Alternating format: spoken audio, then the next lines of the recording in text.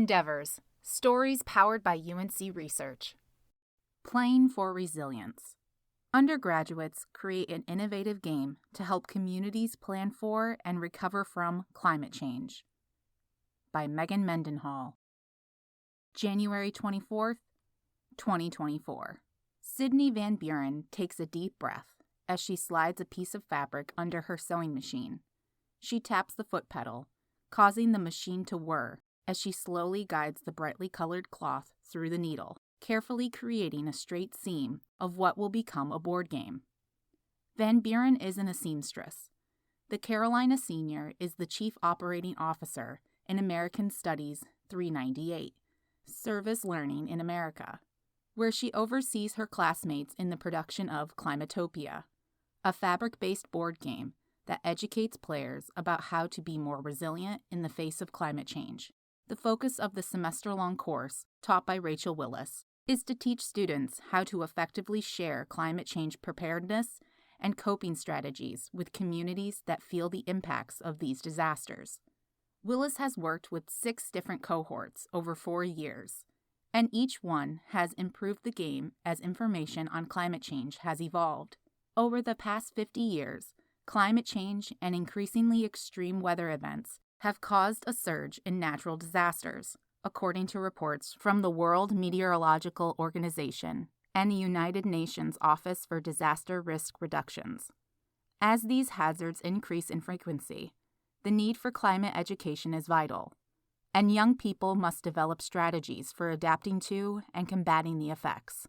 The scientific way that we have presented this information for the past 40 years is too difficult for most people to assess, Willis says. The goal for Climatopia is to share the most effective and direct strategies for preparing for these disasters in a way that is easily accessible for children and their families. Working together. During the game, players race along a path through urban, coastal, and rural zones to be the first to reach Climatopia, a utopia where they are protected from climate change-enhanced disasters. Each player is represented by a unique game piece with a specific superpower corresponding to nonprofit organizations or government agencies providing aid in real-life climate disasters. Sharing superpowers is baked into the game to mimic how recovery resources are shared in the real world, such as utility crews from one state assisting those in another during a disaster. The game is teaching the real strategies we're using to recover from climate change-enhanced disasters, Willis says. The structure of this course is unconventional. Unlike other classes where students work independently, Willis's students worked as a team to build the game. If we want to change a game rule or the design, we need to come in and vote as a class, Van Buren explains. To produce the game, the students formed 7 committees. Some worked on the overall design, while others focused on community outreach and website creation. Students who made the physical pieces needed to play the game used UNC's Beam Makerspace in Murray Hall. All committees reported to the game's leadership committee, led by Van Buren. Climatopia is a heavily collaborative project, Van Buren says. If we're not communicating among people within different communities, nothing gets done. Building on the past. The idea for Climatopia came from a graduate seminar course Willis taught in spring 2020, where students used the visual and performing arts to communicate about water challenges and climate change. Willis invited 2 undergraduate students she had previously taught, Sydney Thomas and Alex Pistolis, to take the course and to develop a game. During this time, they collaborated on a new game targeted toward children that focused on climate change readiness. In the fall of 2020, Willis invited them to be learning interns for a course totally focused on developing their game. Around this time, Willis came across a 30-year-old polyester go bag produced by Duke Power and the Red Cross. The fabric bag was designed to store emergency supplies, and the outside had emergency phone numbers and other helpful information printed on it. This sparked the idea to create the game board and its container out of cloth. I wanted to build a fabric game because it would be water resilient, Willis explains.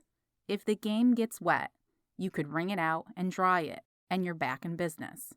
Creating a board game out of fabric is also more environmentally friendly than using materials like plastic. Additionally, the bag doubles as a go bag during a disaster. Willis shared her idea with Thomas, and together they created the initial prototype of Climatopia.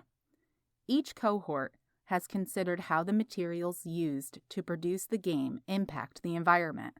For example, early game pieces were made of 3D printed plastic, but current ones are made from wood using a laser cutter. During fall 2023, Willis's students focused on refining several details of the game, including aesthetic changes such as adjusting the background color of the board game to add more contrast and improving the design of quiz cards. They also tested a prototype of the game using recycled fabric, but found the cloth was not as durable as lightweight cotton twill and more expensive. "We've taken a good game board and made it better," Van Buren says. "Now, we've reached a place where we think this will be the final iteration. And it's not just the 15 people in my classroom. This is a culmination of 40, 50, 60 minds over the past 4 years." Along with improving the physical game, the students focused on developing the public's awareness of the game by beefing up its social media presence and improving accessibility by sharing step-by-step instructions to create a DIY version at home with a 1-yard purchase of custom spoonflower fabric. Additionally, students have successfully presented Climatopia at the NOAA RISE Carolina Integrated Sciences and Assessment Conference and the UNC Clean Tech Summit. The game has also won 3 Maker Fest awards.